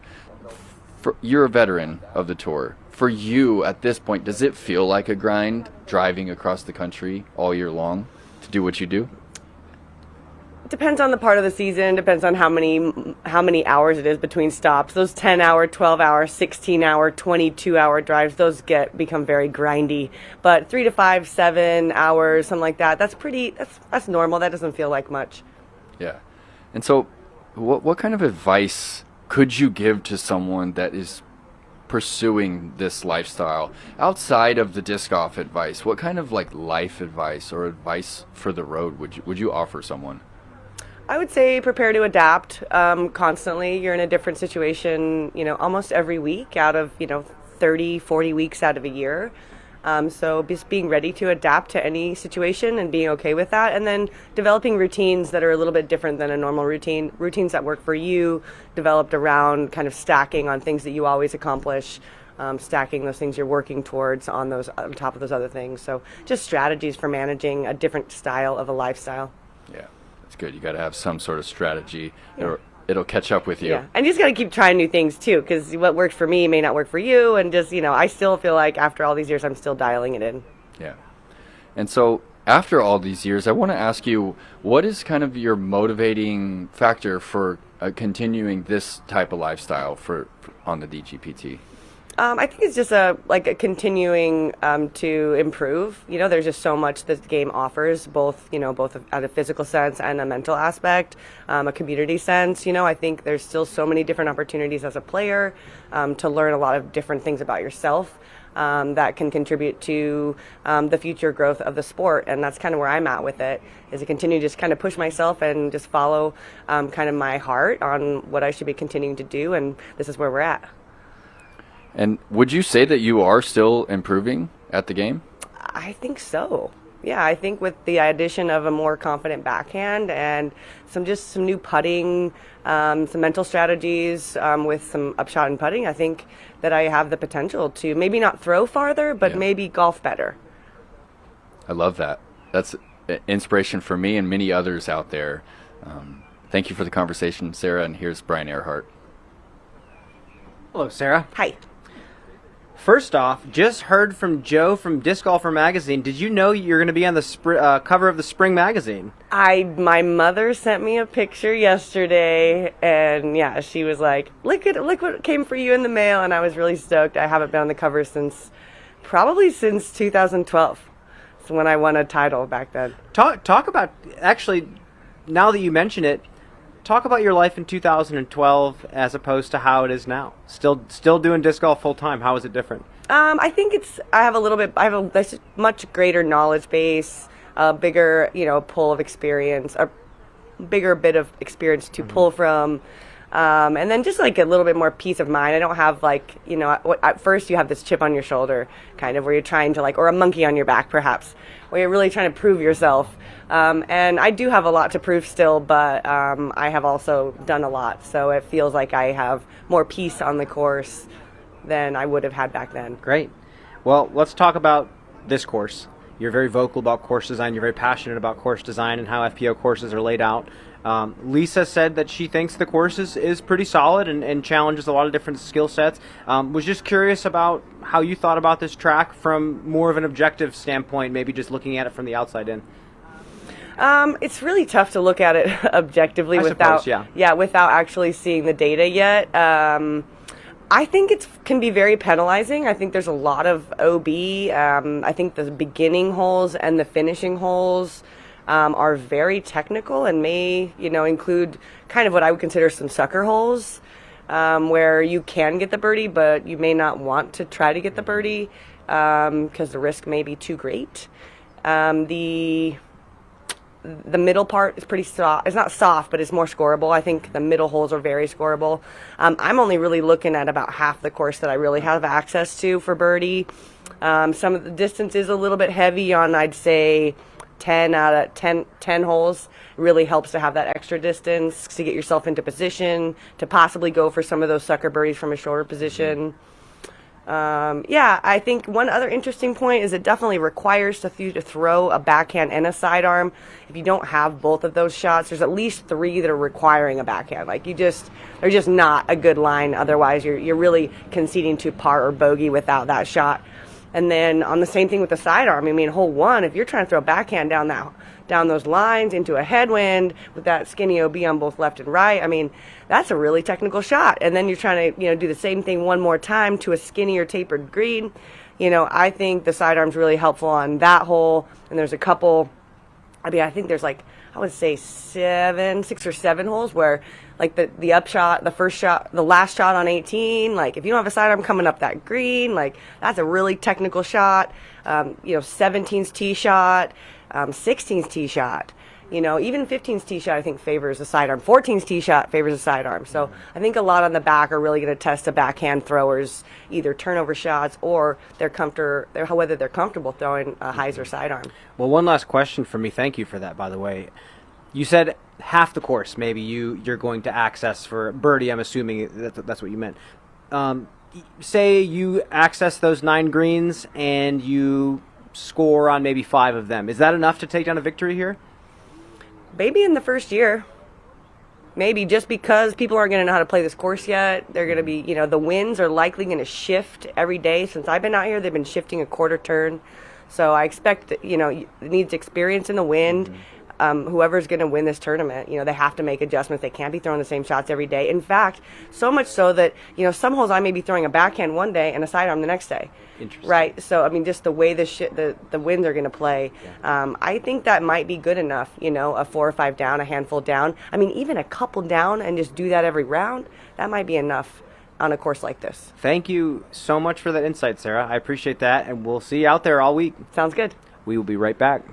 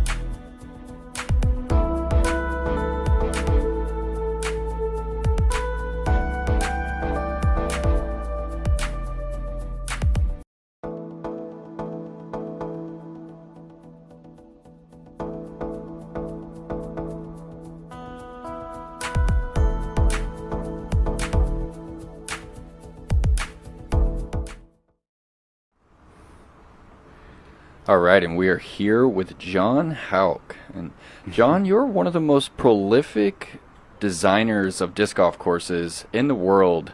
And I'm curious, where did that journey begin for you? Wow. I actually played my first tournament in 1978, ran my first tournament in 1984 at Zilker Park in Austin, which did not have a course at that time. So I designed a temporary course for that tournament, the Texas State Overalls. That actually wound up getting rained out, and we moved it to Bartholomew. But we did temporary course there for the first 3 years until the city decided to put it in permanently. And after that, the phone just kind of started ringing, and I knew early on that I had a passion for course design. So I've been very blessed to be able to do this. So Zilker was your first absolutely course design? Yep. Wow. Yep. And honestly, one of the more iconic experiences you can have here in Austin is playing Zilker with the city in the backdrop and the pool just right down the way. Yeah. It's definitely one of my favorite spots in the United States, honestly. And I want to ask you about you're here on behalf of the Disc Golf Hall of Fame. Is that correct? Right, and actually, as of a month or so ago, the new name is the World Disc Golf Hall of Fame. Okay. So no confusion between that Disc Golf Hall of Fame and all the other ones that are out there in the various states. Yeah. Okay. Cool. And so, can you elaborate on your role with the Hall of Fame? Well, I'm on the board of directors. Mm-hmm. So I want to say, first of all, almost all the work that gets done, we have two amazing executive directors, Andy Lehman Young and George Sappenfield. They are incredible. And before that, Speedy Guerrero. So that's where most of the work happens. The board is kind of for guidance. So we decide how the nomination process goes, how many people are going to be on the final ballot. We do a little bit of preliminary screening, but most of the screening is done by the voting membership. Who's eligible? We now have age restrictions and things like that. But the Hall of Fame is the greatest honor that we have in disc golf for people who have achieved greatness on the course and for people who have made great contributions to the building and growth of the sport. So it's a great institution, and we are now actually in the process of trying to find a permanent home for it. So if anybody out there knows a good city, county, private venue that's interested in hosting the World Disc Golf Hall of Fame, we would love to hear about it. Oh, wow. Like a permanent residence. Permanent residence, yep. Okay. We'll put the feelers out there for you. Put them out there. Cool. So you mentioned it's success on the course, which seems clear to find yourself in the Hall of Fame. Can you provide some examples of criteria that would deem someone worthy of the Hall of Fame outside of the course? Sure. Well, a lot of people don't know this, but I have yet to have a stellar disc golf career. I mean, I've got plenty of time left, and I'm not going to mention names, but I have beat, multiple-time world champions and people like that in casual rounds. But my thing was getting courses put in, the world's biggest disc golf weekend, national doubles, running tournaments, all that, trying to grow the sport. Ted Smethers, for example, who was the first ever PDJ commissioner, he was part of that introductory class in 1993. So there are a lot of people who have worked either on a national level or a regional level to promote the sport and grow the sport. And I think it's a great thing about our Hall of Fame that we're able to recognize those individuals. And I think the state Halls of Fame do that also. So I think it's a really great thing that we're able to do that. And do you take any pride seeing the Disc Golf Pro Tour spend so much time in Texas or early in the season? I think anybody in Texas is proud of that. We're happy to see it. Really looking forward to seeing everybody get to play this weekend. And Texas has always been a great state for disc golf. There are a lot of great states for disc golf, but we are proud to be among the top states and to have the tour here for as long as it is every year. Well, I just want to thank you personally. I cut my teeth on many of your courses as I grew up here in the area, and so thank you for all the years of your work and for the conversation. And here's Brian Earhart. All right. Thank you, Nate. How's it going, John? Good, Brian. Good to see you. Yep, and honestly, I want to start off by saying, as I was growing up, there was always a little article about course design in the Disc Golfer magazine, and I would always skip straight to it. And it was always so fascinating to get insight from an expert that really is trying to create a place for people to actually learn about designing great disc golf courses. And I think it's awesome that you've just continued to do it over time.